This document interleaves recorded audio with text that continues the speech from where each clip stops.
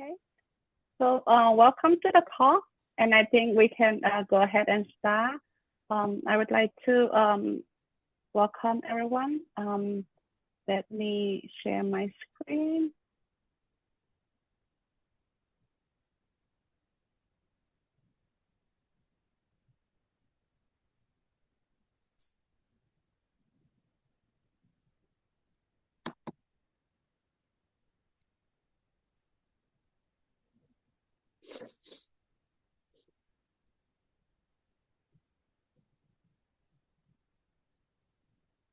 All right, can you all see my screen okay? Welcome to the Buddhism Journey for a beginner or for young and for everyone. So make sure that you have the Zoom ethic. Please mute your microphone, be respectful to our Dharma teacher, and turn on the video if you can. And I think that's it. And without further ado, I will let Sister Khema introduce herself before we start the meeting. Good afternoon, everyone. Thank you, Sister Maiha. My name is Khema.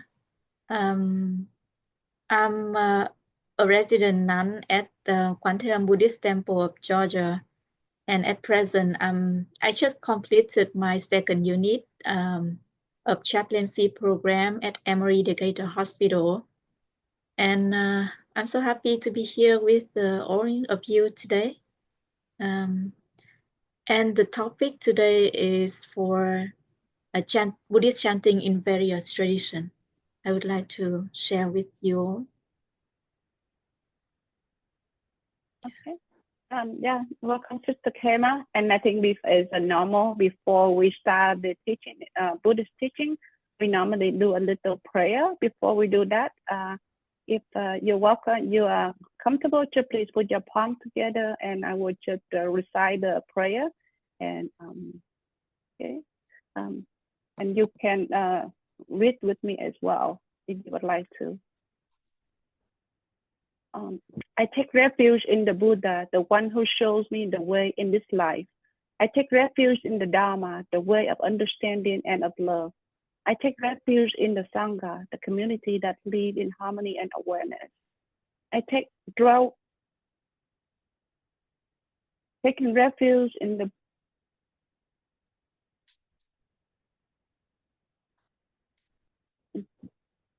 drawing the refuge of the Buddha, I clearly see the path of light and beauty in the world. Drawing in the refuge of the Dharma, I learn to open many doors to the path of transformation. Drawing the refuge in Sangha, shining the light that supports me, keep me in prayer and free of obstruction. Taking refuge in the Buddha and myself, I aspire to have all people recognize their own awakened nature, realizing the mind of love. Taking refuge in the Dharma in myself, I aspire to have all people fully master the ways of practice and work together on the path of liberation. Taking the refuge in the Sangha in myself, I aspire to have all people build fourfold communities to embrace all beings and support their transformation.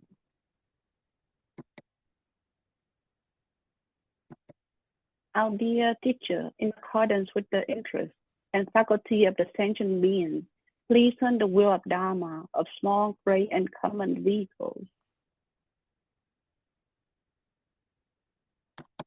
Yeah.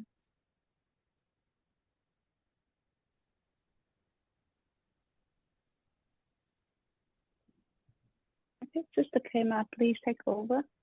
Okay, thank you, Sister Maiha. So I would like to invite all of you to centering moment or a short meditation session.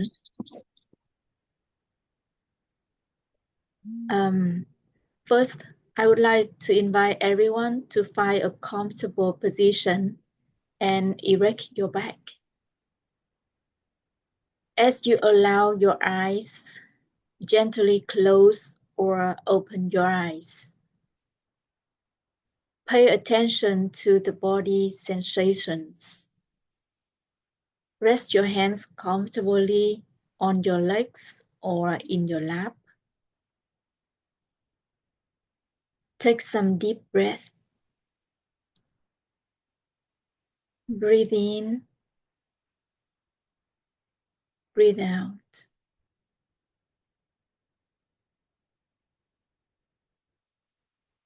Breathe in, breathe out.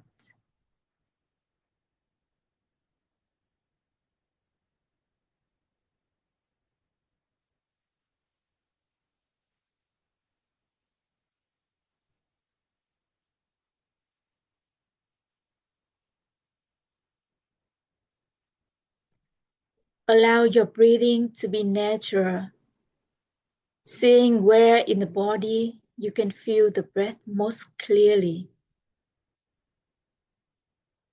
It may be at the tip of the nose or the nostrils, where you can feel a slight tickle as the air comes in and the subtle warmth as the body exhales.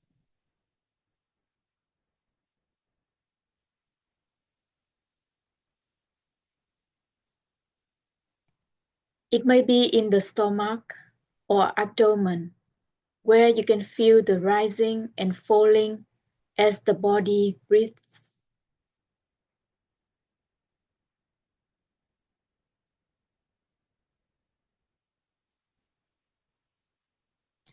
It might be in the chest, where you may notice the expansion and contraction as the body inhales and exhales.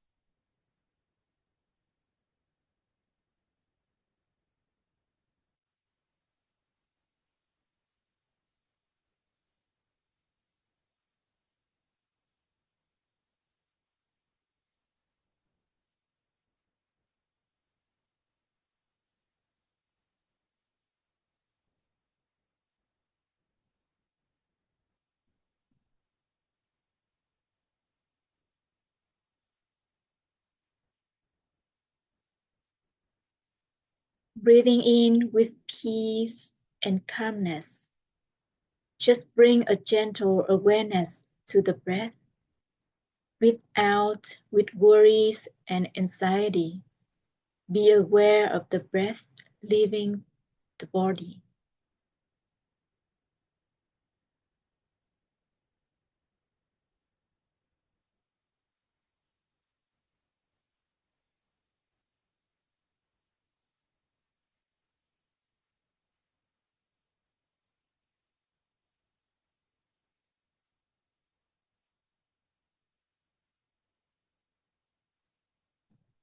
You may notice the mind wandering. This offers us an opportunity to cultivate mindfulness and concentration. Each time we bring the mind back to the breath to remain our concentration. Besides being aware of your sensations and thoughts which may arise, just being aware of it without judgment or following it.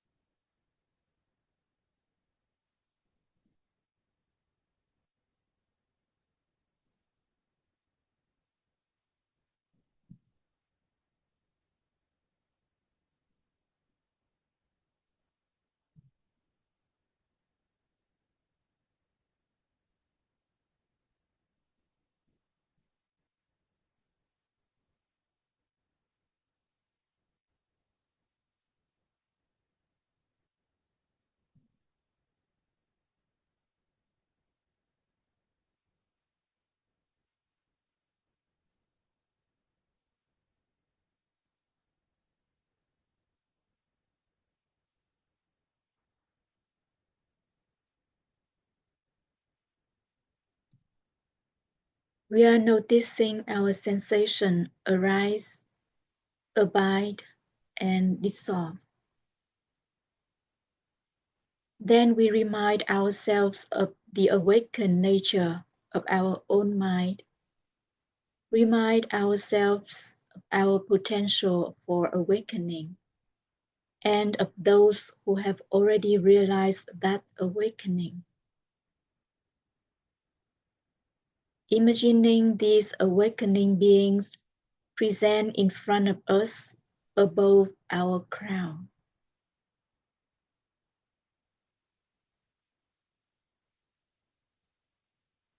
And in our heart, we think, I take refuge in the Buddha. I feel inspired by the examples of the Buddha Shakyamuni and of all the awakened beings. We take refuge in the Buddha as my guiding light.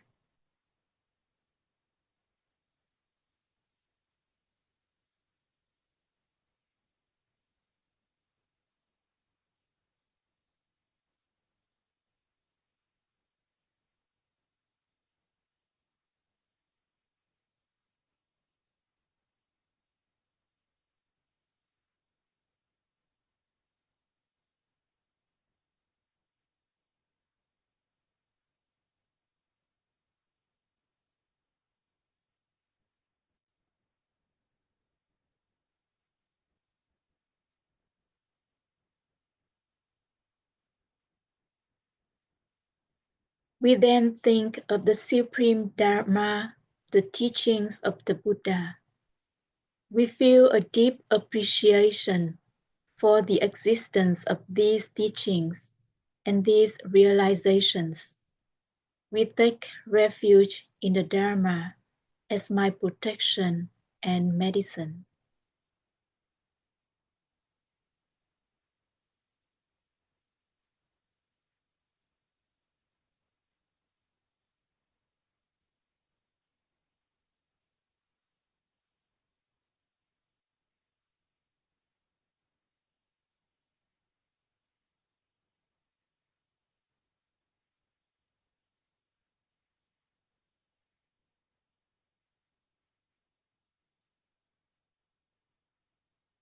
Then our minds turn towards the benevolent presence of the Sangha, the community of realized beings who help us on the path and walk the path with us. In our heart, we take refuge in the Sangha.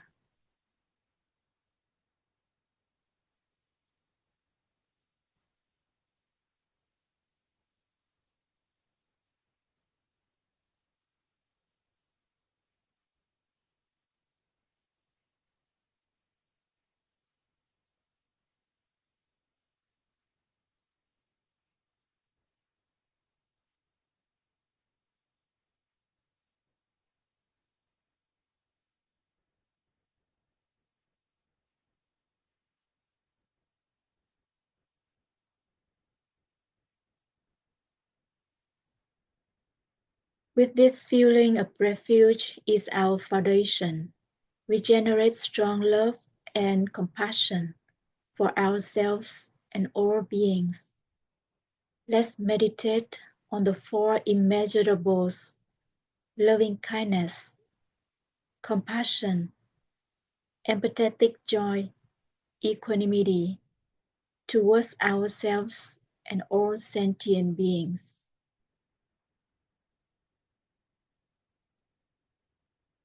May I and all beings have happiness and the causes of happiness. May I and all beings be free from suffering and the causes of suffering. May I and all beings never be separated from the supreme joy that is beyond all sorrow. May I and all beings abide in equanimity, free from attachment and aversion. May I become awakened for the benefit of all sentient beings. May my own mind, speech, and mind become the Buddha, the Dharma, and the Sangha, and be the refuge for all beings. Coming back to our body and its sensations, we prepare to conclude this practice by taking our feeling of refuge and bodhicitta into the rest of the day. May all beings be happy and free from suffering.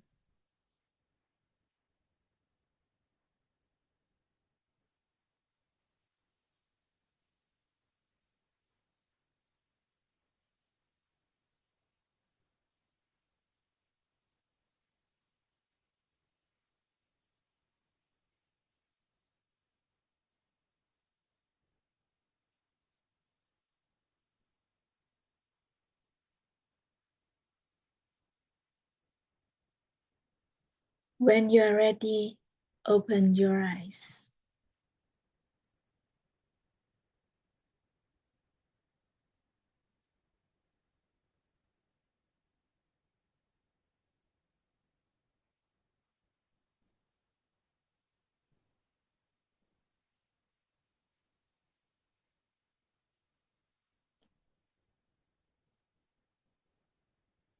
So next, I would like to checking in a little bit with you all.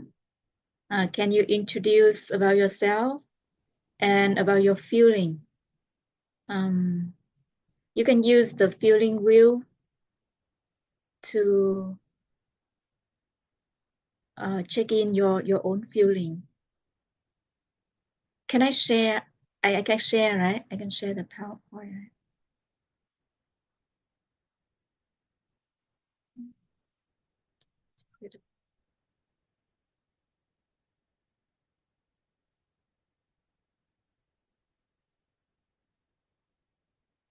Can you see it? Yeah, you can see the feeling wheel here, and to know about your feeling right now. It can be sad or joyful or mad or scared, peaceful or powerful. It can be positive or negative. So you can introduce about yourself, your name, and about your feeling. Anyone to start first?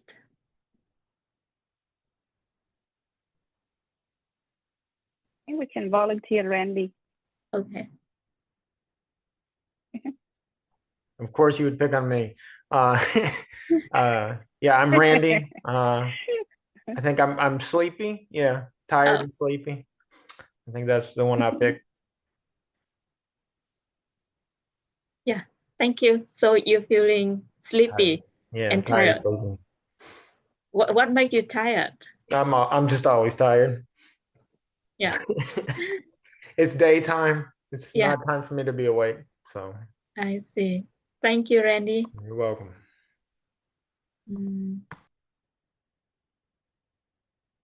Anybody else?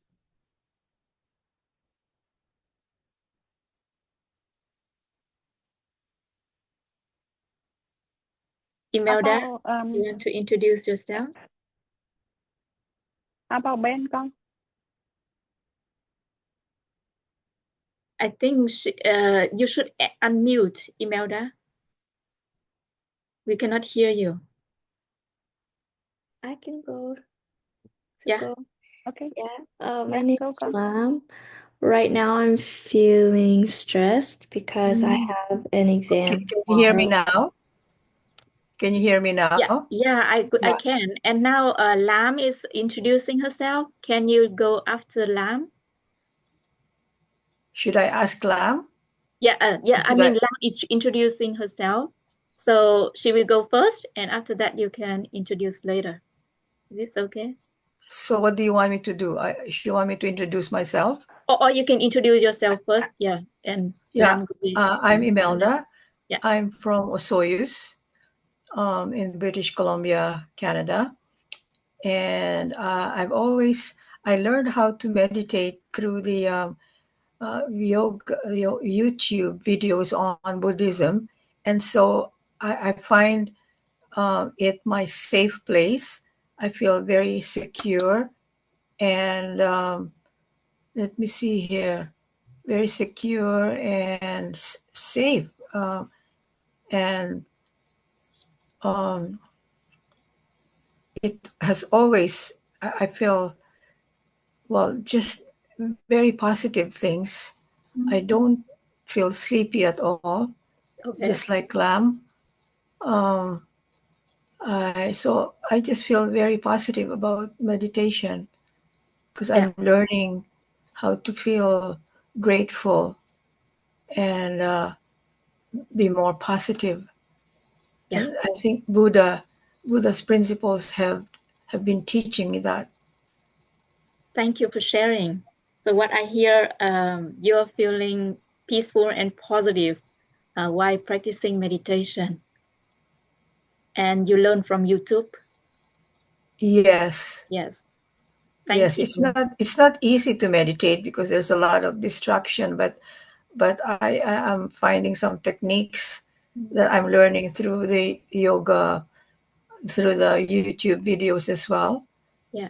From yoga masters, I guess. So I'm learning how to just distract myself from and keep myself focused on nothing. I guess you're supposed to think of nothing, right? Thank you. It's great. Thank you for sharing. Lex Lam, can you introduce yourself?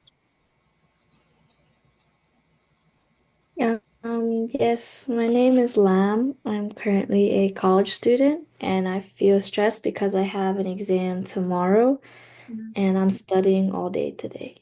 Wow. Yeah, Yes. sorry to hear that. So this is very busy seasons for students, right? Yeah. Yeah. I hope you can still can find time for yourself and rest and take a break sometime today and sleep well for tomorrow exam. You'll Thank be you. all right. Thank you. Yeah. Anybody else? Ben, are you there?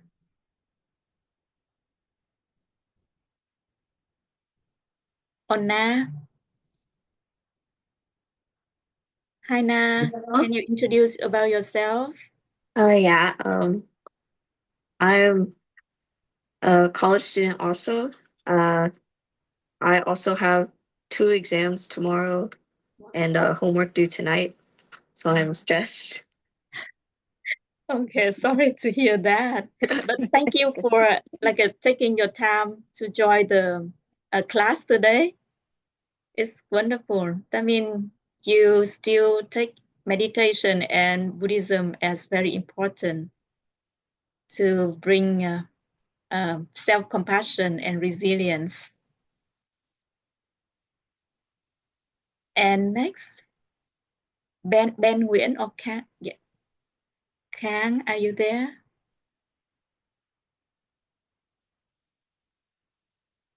Eduardo?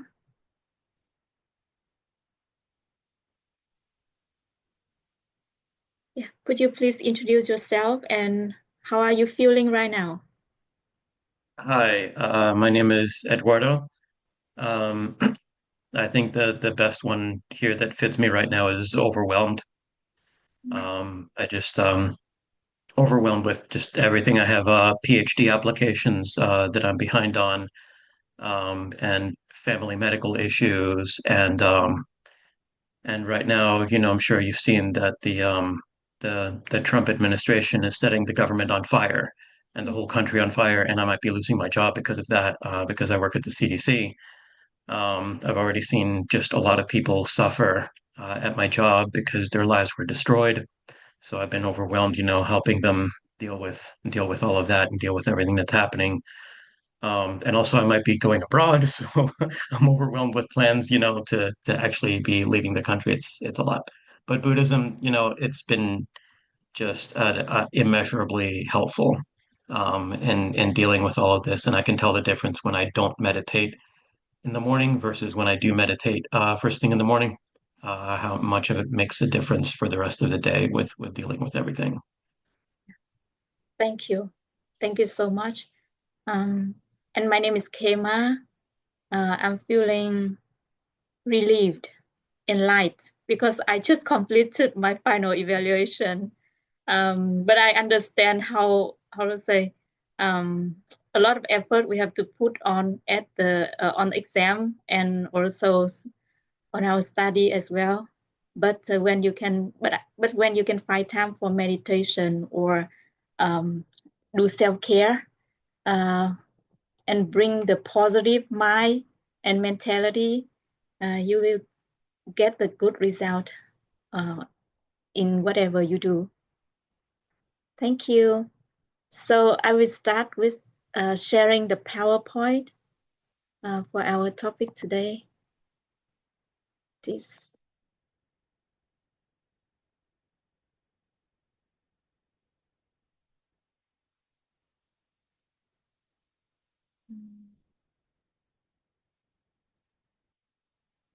Okay. So our topic today is Buddhist chanting in various traditions. There are some points that I would like to share with you guys. The first one is, what are benefits of chanting? So I just want to ask, can you see the slide clearly? Yes, we can. Okay, thank you. And the second point is, what often includes in a chanting session? And the third one is some examples of Buddhist chanting in Theravada tradition, Mahayana tradition, and Vajrayana tradition. Mainly we have three traditions in Buddhism. Theravada is from the elders. The teaching from the elders handed down verbally. And the second one is Mahayana, is great vehicle. And the last one is Vajrayana, is like a diamond tradition, like a Tibet or Bhutan or Nepal. And the first one is, what are benefits of chanting? So there are several, many benefits chanting, but I just summarize a few main benefits that I ask and request from our senior masters of all three traditions. And chanting helps cultivate saddha, that means faith, in the Buddha, Dharma, and Sangha, which also helps calm the mind and grasp more profound concepts. So while chanting, we can understand more about the quality of the Buddha, deeper, profound meaning of Dharma, the teaching of the Buddha, and the community of the Buddha, that is the monks, nuns, laymen, and laywomen. And the second, chanting is a method to cure deeply with words and sounds, which helps nurture the mind, transform the thoughts, and purify karma. Karma here means the action or volition or intention have done by body, speech, and mind. So at first, you may not understand the entire meaning of the sutra, but the seed of wisdom will absorb in your mind process and will sprout the wisdom which leads to enlightenment in future. Next is to remind oneself of the practice and teachings of Buddhism in daily life. When you chant and that words and or that verse absorb on your mind, and like just suddenly when you sit down or you are working on in the park, that verse or the teaching suddenly just like appear on your mind. So this one can remind you to apply the practice in daily life as well. This one is just kind of habitual practice, but it helps a lot when something happens and suddenly you just remind yourself. Or I think from my own experience, sometimes like the Buddha or the Dharma protector remind me what kind of teaching should I apply at present moment. And the next one, to accumulate merit for yourself and for future appearance of that sutra. So for the future appearance of that sutra, for some people, it's not accidentally that they can meet that discourse, that teaching. Maybe they have been practicing or chanting or learning or practicing that teaching for many lives. And this life, they can meet the teacher who can teach them that practice or can teach them that teachings. So this is very, how to say, it's kind of miracle in Buddhism that I also believe it's not accidentally that we can meet that teaching. We may have the connection with that teaching in previous life. Or if this life we sow the seed to learn that teaching, so in the next life we can meet that teaching again.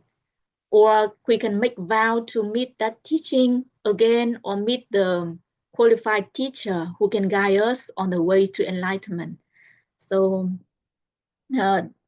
in so many circumstances, the practitioner, they can find the sutra in the mountain or somewhere that predicted by the Buddha or by the great masters. This one is like a miracle for me that amazed many Buddhists. And the next one is making connection with the wisdom of emptiness and the subject of that sutra for yourself and for people who hear it. So the wisdom of emptiness is very important. It's one of the principles in Buddhism. And the next one is to achieve a meditative absorption state, reciting to achieve mental reflection meditation by understanding the meaning. This one, to achieve a meditative absorption state, require knowledge and wisdom to do this. There are so many sages or the monks in Buddha time, just by hearing one discourse, they can attain enlightenment already.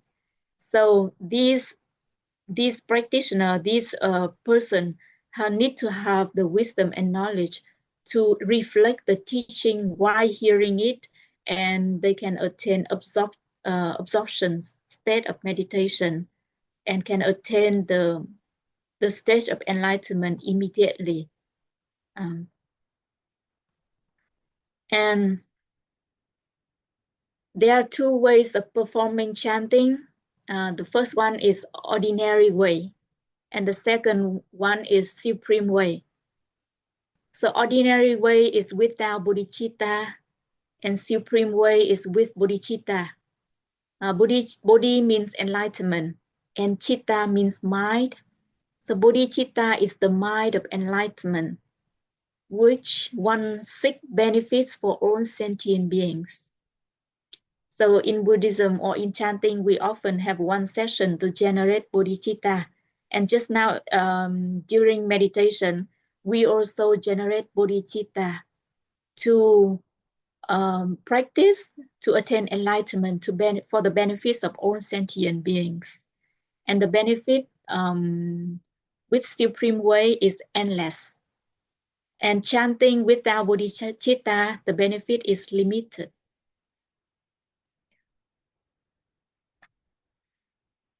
And the next one, what often includes in a chanting session? Normally in a chanting session, we will begin with paying homage to the Triple Gem, the Buddha, the Dharma, and the Sangha. The Dharma means the teaching of the Buddha, and the Sangha is community of the Buddha. including monks, nuns, laymen, and laywomen. And the second part is taking refuge and generating bodhicitta. And the third part is offerings. We offer water, flower, incense, light, scent, food, and music to cultivate merit, to practice generosity as well.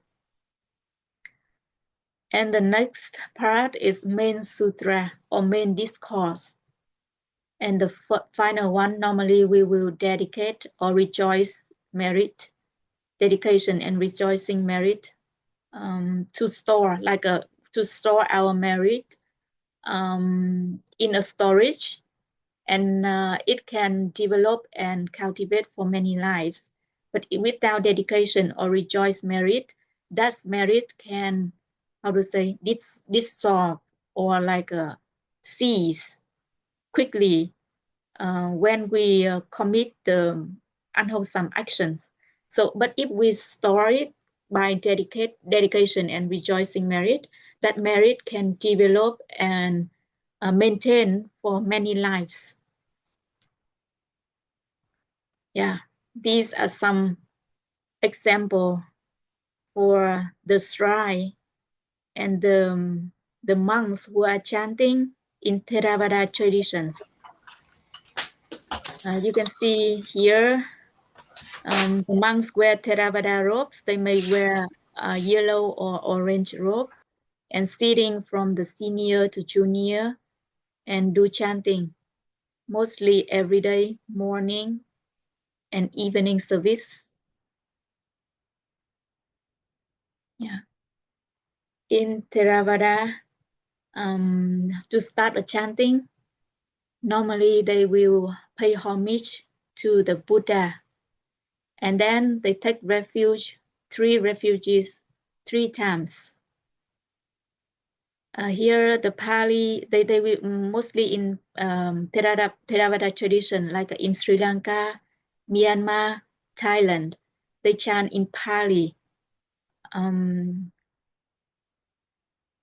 So, like a homage to the blessed one, the Arahant, perfectly enlightened one. And then I go to the Buddha for refuge, I go to the Dharma for refuge, and I go to the Sangha for refuge 3 times. So I will open the audio so you can hear how a monk chant in Pali. Yeah, right. Namo tassa bhagavato arahato samma sambuddhassa. Namo tassa bhagavato arahato samma sambuddhassa. Namo tassa bhagavato arahato samma sambuddhassa. Buddhaṃ saraṇaṃ gacchāmi. Dhammaṃ saraṇaṃ gacchāmi. Sanghaṃ saraṇaṃ gacchāmi. Dutiyampi buddhaṃ saraṇaṃ gacchāmi. Dutiyampi dhammaṃ saraṇaṃ gacchāmi. Dutiyampi sanghaṃ saraṇaṃ gacchāmi. Tatiyampi buddhaṃ saraṇaṃ gacchāmi. Tatiyampi dhammaṃ saraṇaṃ gacchāmi. Tatiyampi sanghang saranang gacchami. Yeah. So that is for the 3 refugees. After taking 3 refugees, they will chant the 5 precepts for the lay person. The first one, anyone can read for me these 5 precepts in English.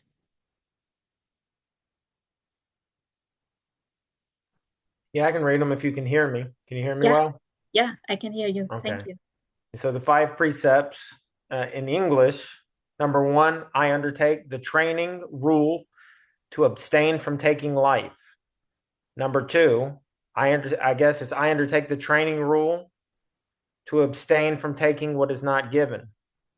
Number 3, I undertake the training rule to abstain from sensual misconduct. Number 4, I undertake the training rule to abstain from false speech.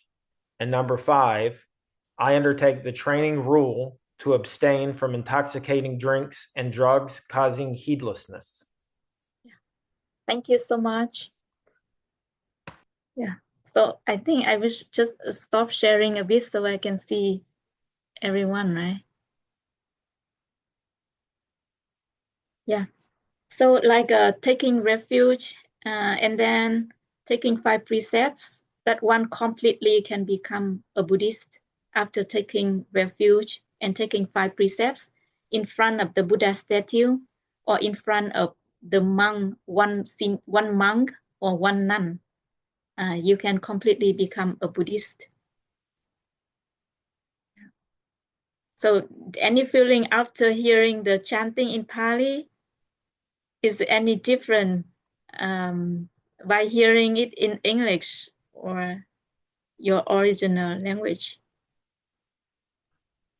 Yeah, no, actually, I was just talking today to somebody about how I really don't like any chanting in English. Really? Yeah, I don't think it should ever be done. And one of my arguments was that, like in places that use the Pali, that's not their language, and most of the places that come from sort of the Mahayana places use classical Chinese, so that's not their language, right? Like it's actually very strange to me to hear any kind of chanting in English. So, but in Sanskrit, it's almost identical to that. So I use the Sanskrit for that. It's almost identical. Yeah.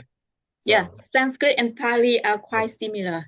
Yeah, there's an SH instead of saranam, it's like sharanam, and there's an R in dharma, and that's otherwise it's exactly the same. So yeah, so for me also, I feel weird to chant in English as well. Yeah, it shouldn't be done. It shouldn't be done. Everybody, but we should use the Sanskrit. We should use the Sanskrit. So yeah, but without chanting in English, maybe the youth, the young generation, they cannot understand it. But I think it would be nice if we can chant together both in Pali or Sanskrit and English as well, so they can understand, grasp the meaning. We'll explain it in English and then chant it in Sanskrit. Yeah, the best way. Yeah, that's great. Thank you. So I will continue sharing, right? Next one.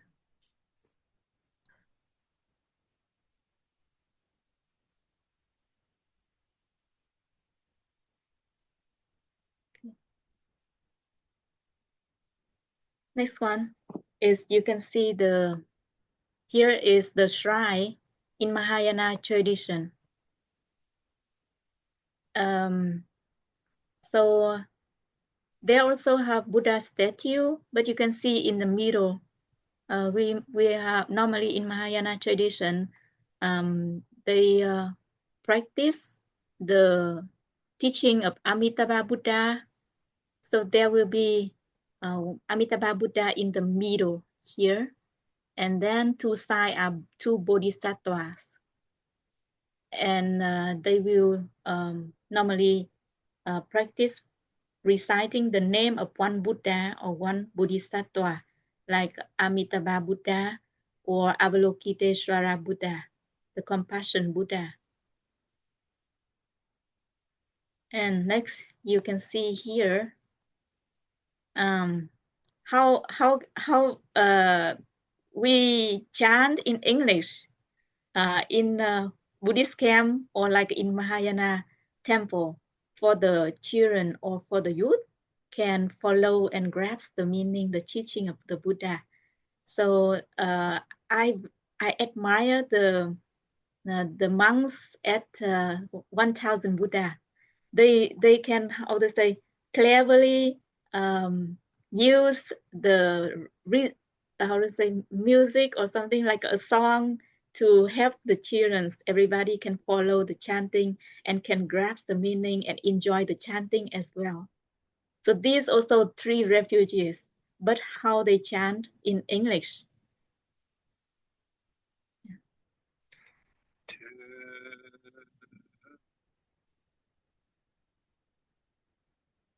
To the Buddha I return and rely, bowing that all living beings understand the great way profoundly and bring forth the Bodhi mind.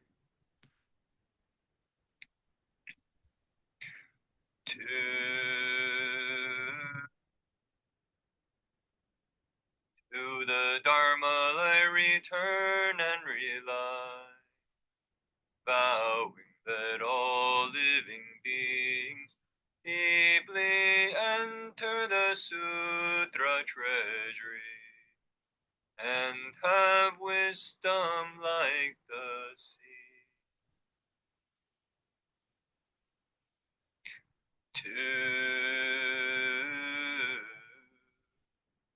To the Sangha I return and rely, vowing that all living beings form together a great assembly, one and all in harmony.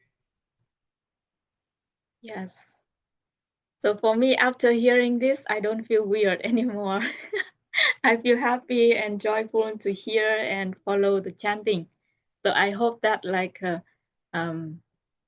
we can, how to say, kind of reform the chanting in English, which help the kids and the youth can follow easily and grasp the meaning of the teachings.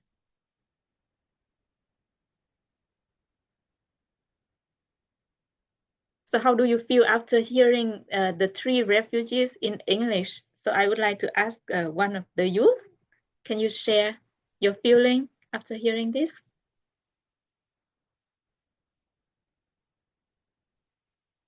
Lam or Na, how do you feel after hearing this? I've heard it many times in my temple, so it's just something that we just chant and we know the harmony of, so it's something we're comfortable with. Yeah, thank you.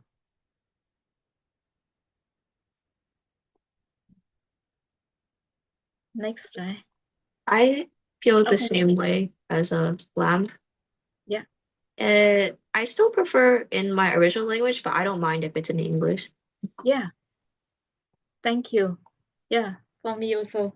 And I think if for me, just like if like have some music or like a song like this, I enjoy it very much.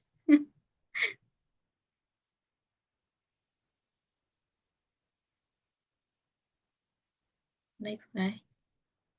So we can see something in Vajrayana tradition.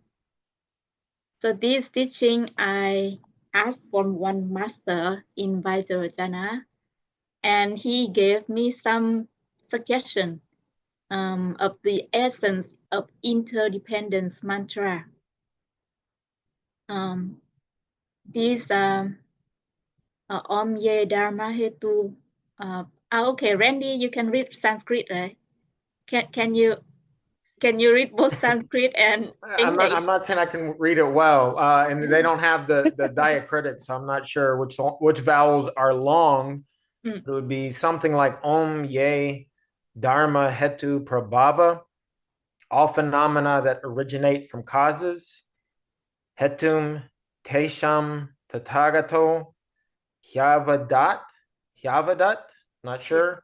The Tathagata has taught these causes. Oh yeah, this is that very famous quote. I should know it. Oh. Tesham cha yo nirodha, and also that which puts a stop to these causes. Evam vadi mahashramanaha swaha. This too has been taught by the great Shramana, I think. Yeah. Thank you. Yeah. So these all phenomena that originate from causes. So that is the second noble truth, right? The cause of suffering. The first noble truth is the noble truth of suffering, and the second one is the cause of suffering. So all phenomena that originate from causes, that is the cause of suffering. So what is the causes of suffering? Who knows? Who knows the causes of suffering? Clinging, attachment. Yes, thank you. Yeah, that is a tanha. Tanha in Pali means craving or attachment, right? To attach things to be mine, to be I, my, or myself. And the Tathagata has taught these causes, and also that which puts a stop to these causes. So that is what is the order of the noble truth. That is the third noble truth, right? That which puts a stop to these causes. That is the path leading to the cessation of suffering, which is Eightfold Noble Path, right? What are the Eightfold Noble Paths? Who knows? The middle path. Imelda, can you unmute? We cannot hear you. Can you unmute yourself?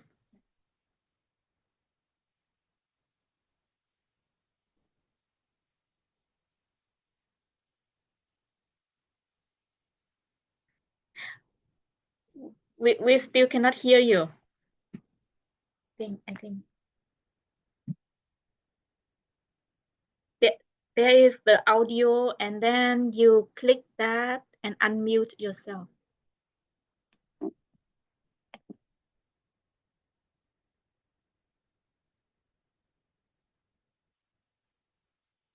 Or Sister Maya, can you unmute her? I'll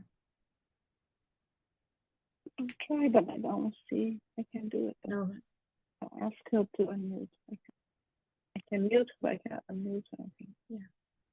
So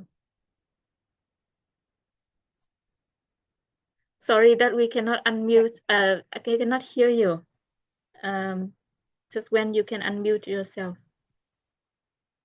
So the Eightfold Noble Path here is right view, right? Right view, right Samma Ditti, Samma Sankappa, right thought, right action, right effort, right livelihood, right speech, right concentration, and what? Right mindfulness, Samma Samadhi, Samma Sati, and Samma Samadhi. Yeah. Right mindfulness and right concentration.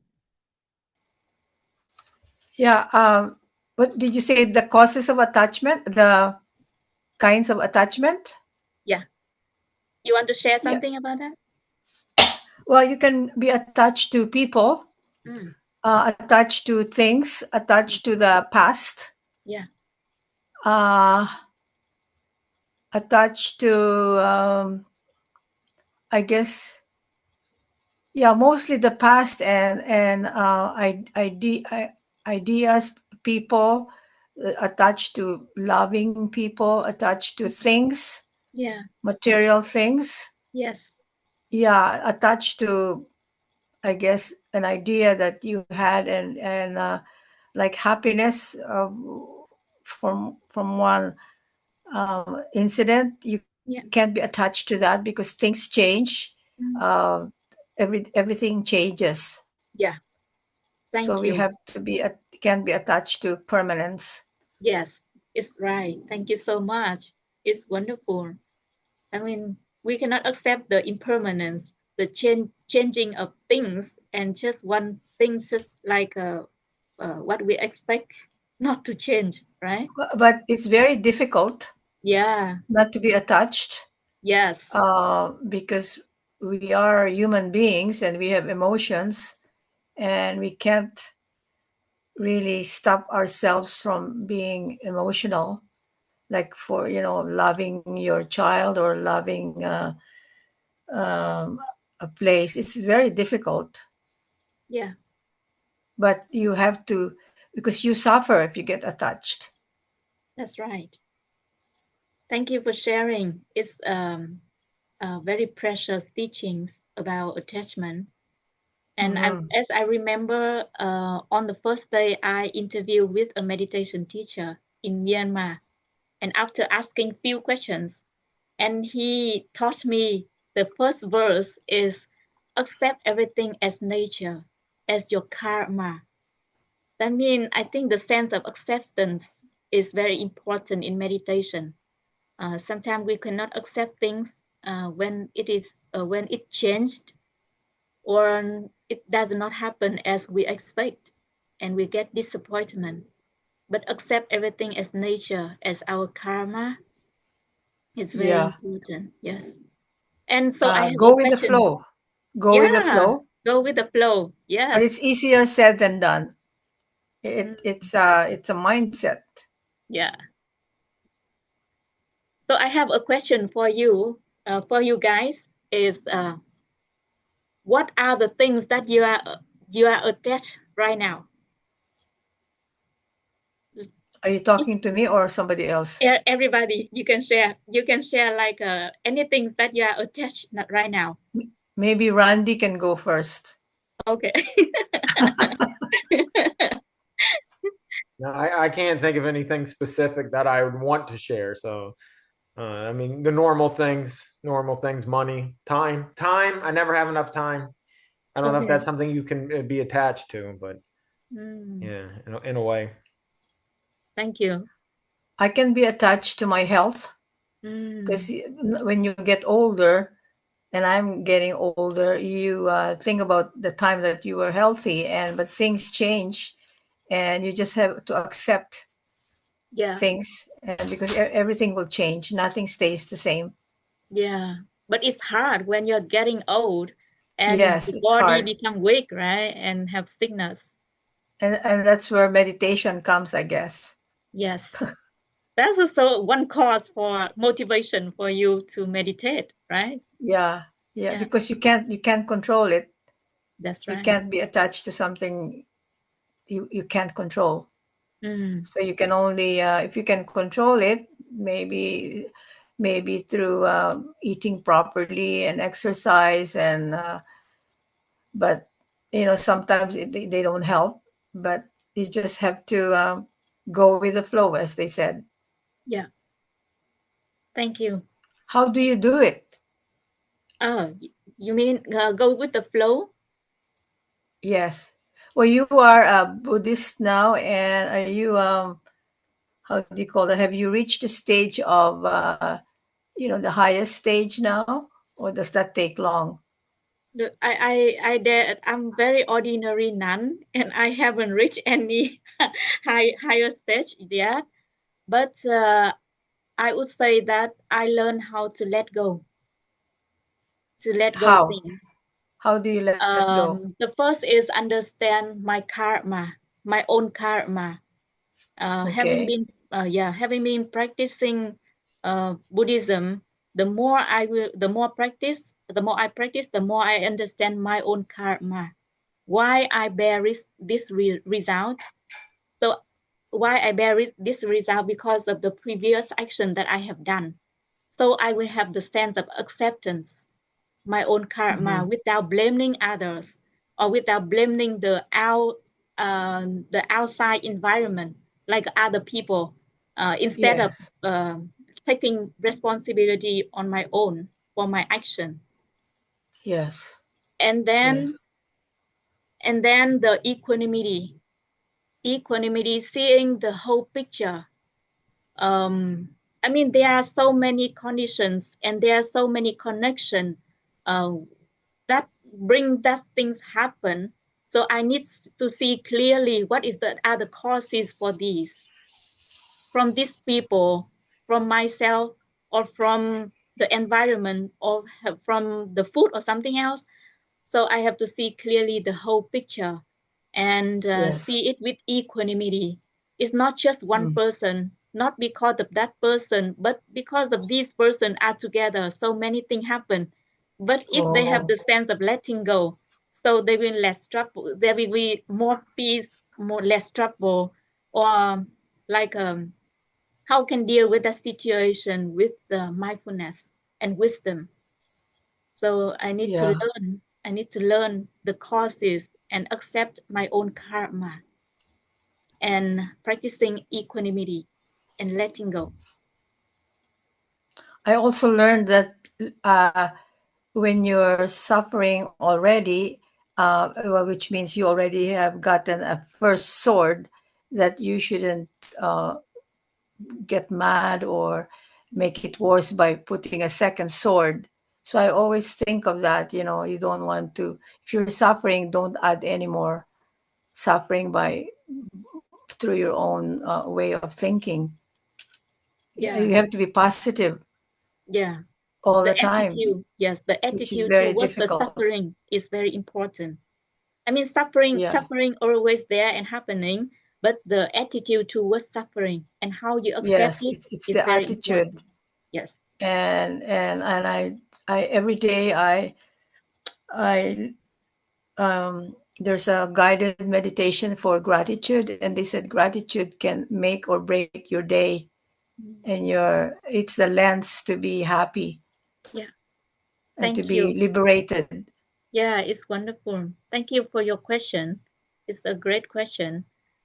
And anybody else, please share about what are you attached right now?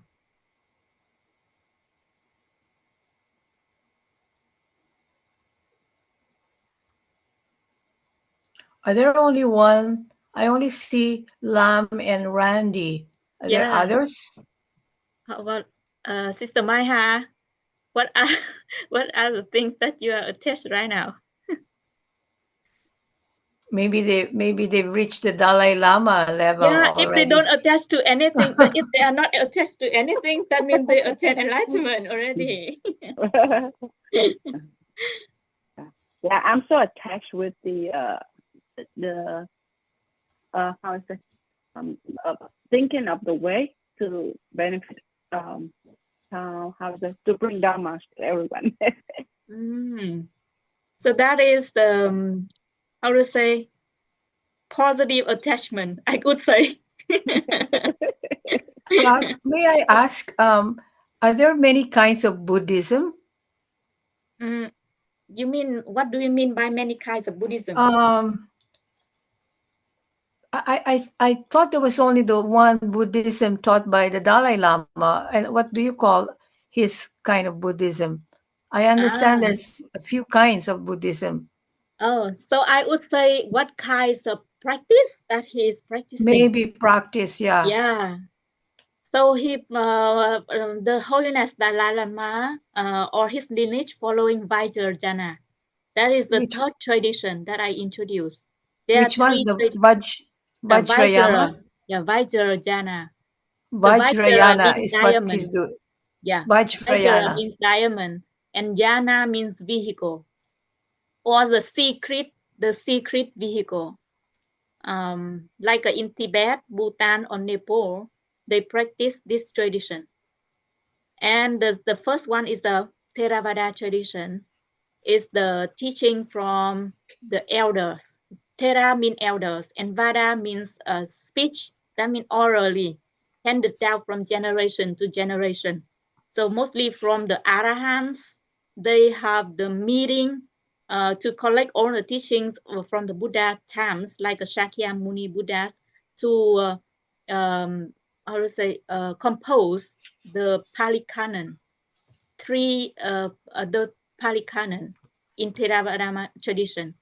And Mahayana tradition, Maha means great and Yana means vehicle. So Mahayana is a great vehicle. It's the one who practice with bodhicitta to become enlightenment and save all sentient beings. But Theravada tradition, maybe they just like want to liberate themselves first to become enlightenment. Some they don't have the mind to liberate others, so they can become Pakcheka Buddha. That's just enlighten themselves, but they don't have the method or technique or the method to enlighten other beings. They don't have capacity to enlighten other beings. That's why they are called like a small vehicle, Theravada tradition. And Mahayana, they have many methods, many techniques, and they are capable to enlighten other beings. That they vow to enlighten themselves and enlighten other beings. Or they may vow like to save all beings to become enlightened before that, so they can enter the Buddha, how to say, the Mahaparinibbana, the passing away to the Buddha land. So After the one you're using in your classes is the Vajrayana or Maharana? I use all traditions. So because all there is three. a chanting in various traditions, so I use all traditions. Okay. Okay, next one. Anyone want to share about your attachment? If nobody want to share, so I will continue. Okay, Lam. I can share. I mean, nowadays the younger generation is attached to the phone, not just because of like games and stuff, but also form of communication, schoolwork, being able to email professors. I think overall, the phone has become a very big part of society nowadays. Yes, I agree. But like in my opinion, how you use the phone, right, to bring efficiency in your work and your study and manage the time is more important.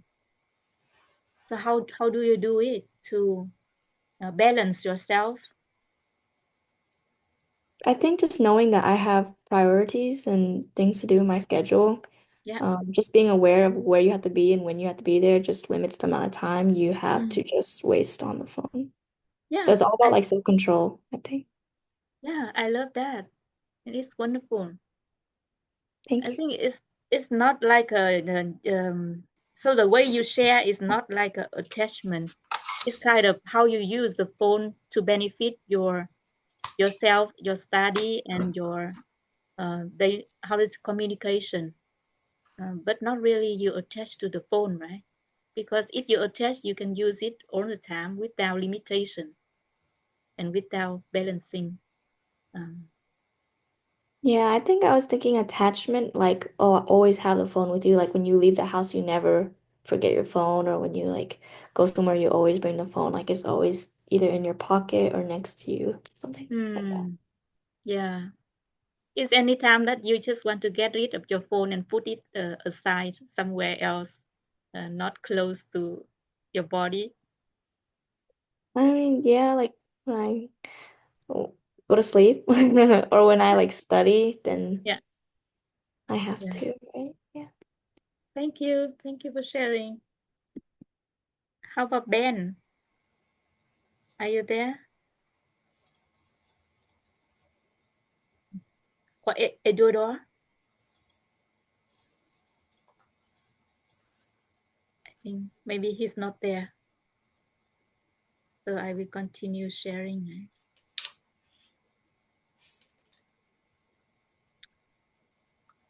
So I will play the audio, how they chant these for this verse, right?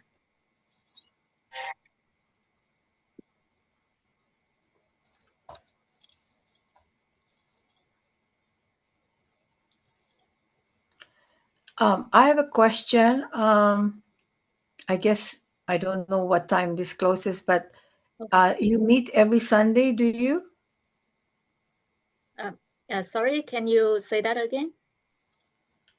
Am I muted again? Yeah, no, you are unmuted. Yeah. So I get an email from a friend of mine from Vancouver who is a Buddhist. Well, I don't know if she's a Buddhist, but she is active in the Buddhist church. And I've always wanted to go to the one in Kelowna. I'm in the Okanagan. Are you from the States or from Canada? No, I'm at I'm in Where? Atlanta in the US. Not Canada. Yeah, but where are you broadcasting from? From the United States or from Canada? United States. Or Georgia, from Georgia, Yes, right? Georgia, you're right. Oh, Yes. in the South. I think so. I also don't know Yeah. the South Yeah, or it's North. I like that song, Georgia, by the way. Okay. So I don't know how I got the invitation because my friend is from Canada. Yeah. So I must have put my name somewhere. Okay. Yes. Yeah. Thank you. So shall I continue or you have anything else? Yes. Yeah. Thank you.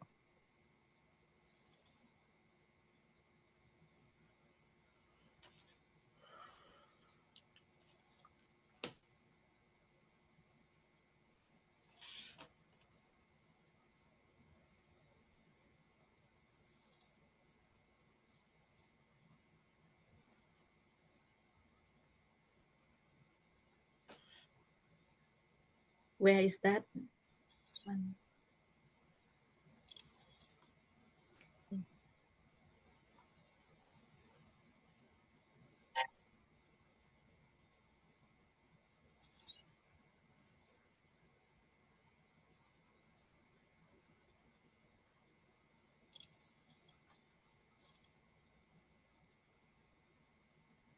Sorry, please, Asuko. We cannot hear it.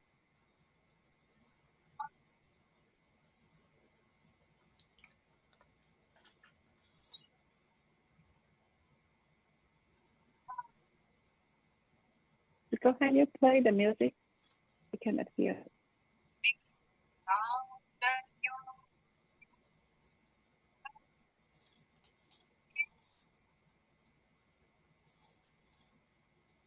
It's okay, man. We cannot hear the music.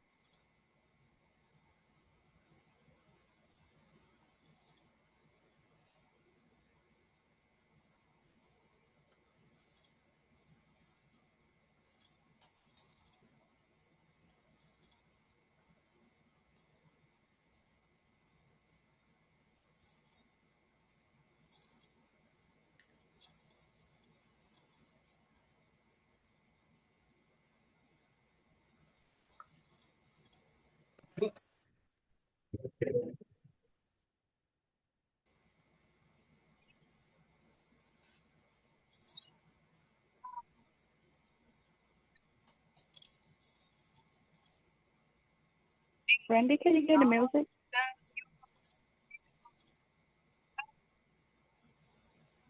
Yeah, no, I can't hear it. I don't think it's Sister playing. Khema, can you hear us?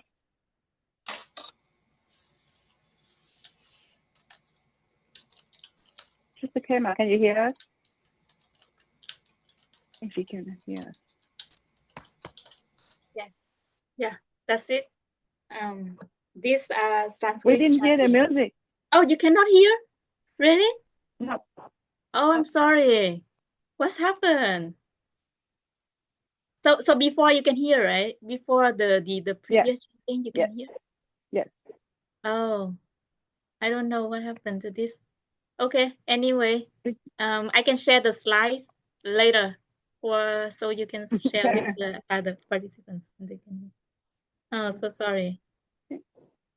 So this next one, you can see here are the Tibetan monks are chanting after drawing mandala.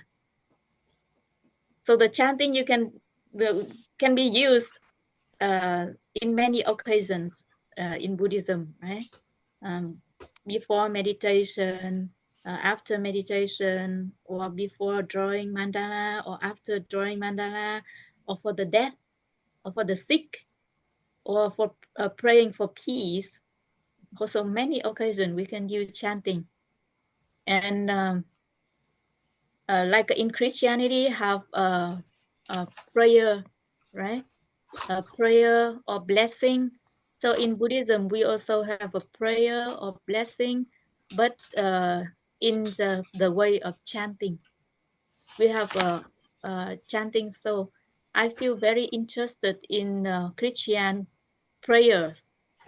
So I feel they also have the same essence with a wish for others beings, but different way to apply it.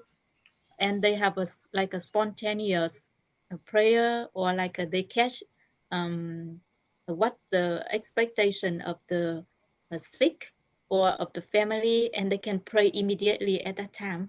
But for us, like we quite formal in the order, like taking refuge, and then generating bodhicitta, and then the discourses, and then dedicating merit and rejoicing in the merit, like that. In the order, but they just can do immediately and spontaneous at a time for the sick or for the family. Yeah, I love that.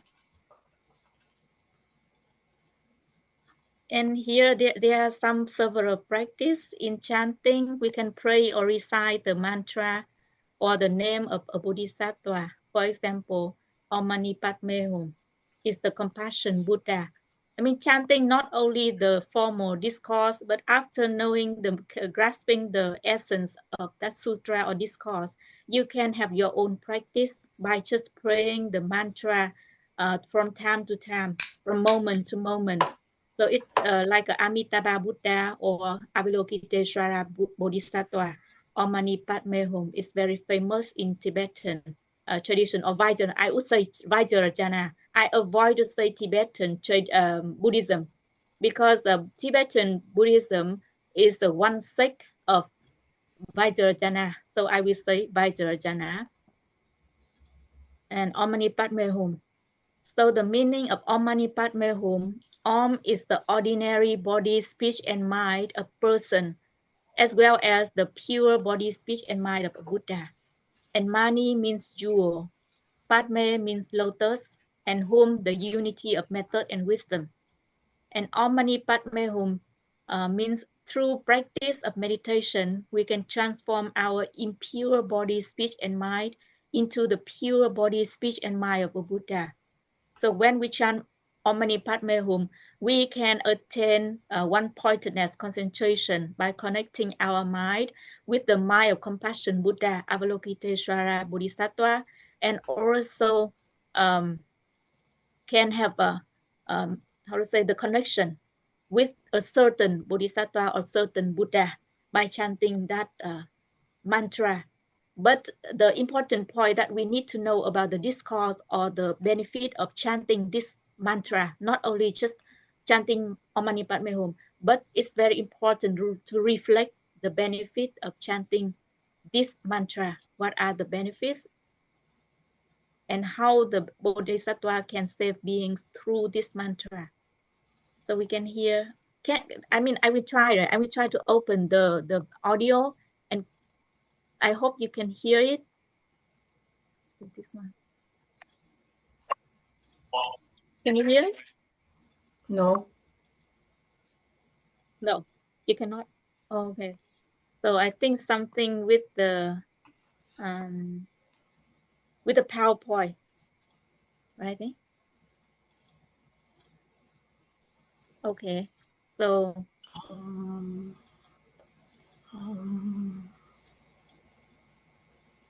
these are the Tibetan monks are chanting.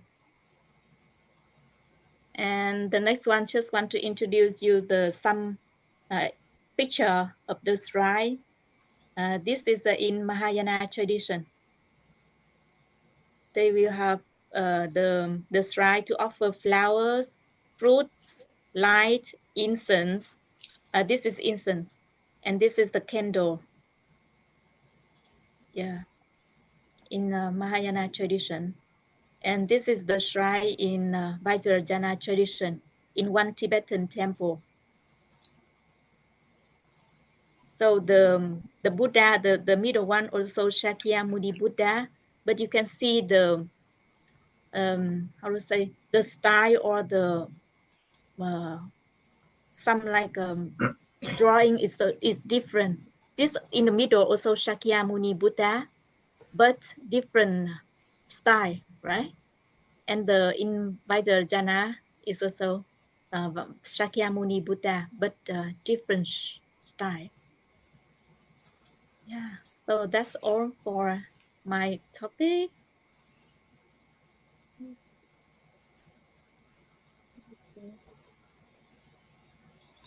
So I will stop sharing, right? And I will open the chanting a little bit about Om Mani Padme Hum, right?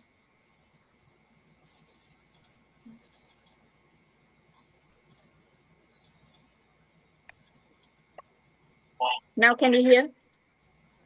No. No. Oh, sorry. I think I heard it for a second, Okay. and then it went away. I think maybe it's because of the power, because of the Zoom. I need to adjust it something with the audio. But the previous one, can you hear? Yeah. 3 refugees, right? Yeah. Thank you. Do you have Thank you any so questions, or we have about 4 or 5 minutes left?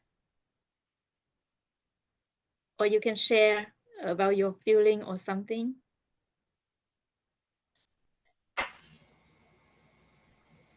I think Well, thank you so Yvette much. just join us from this time. Yeah, thank you, Imelda. So I can see like a Yette Craft. You have just joined us, right? Can you introduce yourself?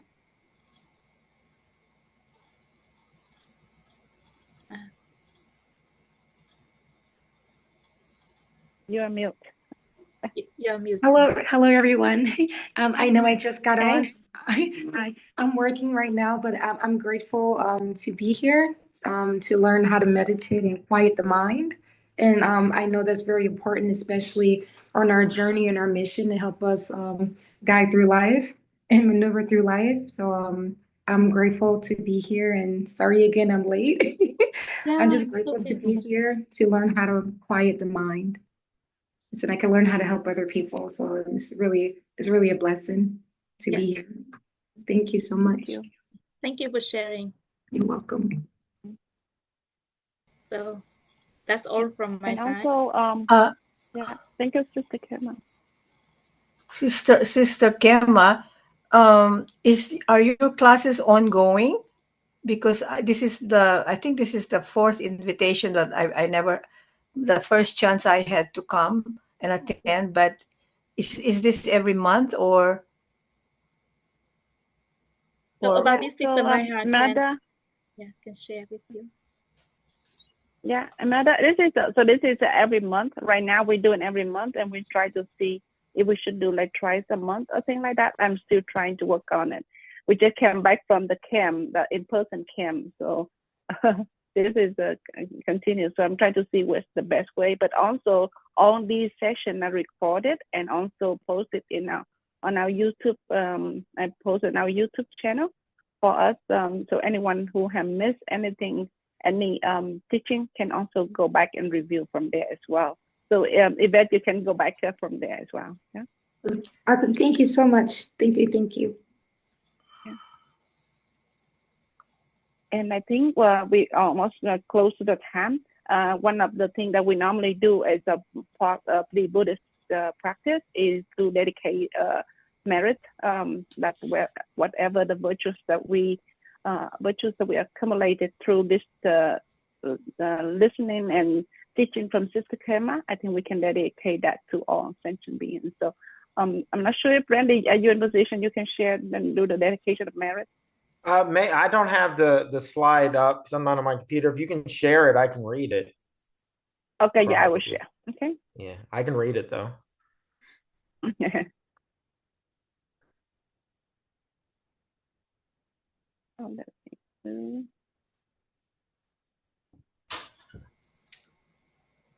Okay, dedication of merits. May every living being, our minds as one and radiant with light, share the fruits of peace with hearts of goodness, luminous and bright. If people hear and see how hands and hearts can find in giving unity, may their minds awake to great compassion, wisdom, and to joy. May kindness find reward. May all who sorrow leave their grief and pain. May this boundless light dispel the darkness of our endless night. Because our hearts are one, this world of pain turns into paradise. May all become compassionate and wise. May all become compassionate and wise. Thank you, Randy. Thank you, everyone. Yeah. Have a Thank you, wonderful Mr. Khema. Thank you, peaceful rest. everyone. Yeah. Thank you. Okay. See you all later on. Thank you. Bye-bye. Take See you care. next Bye. month. Thank you. Okay.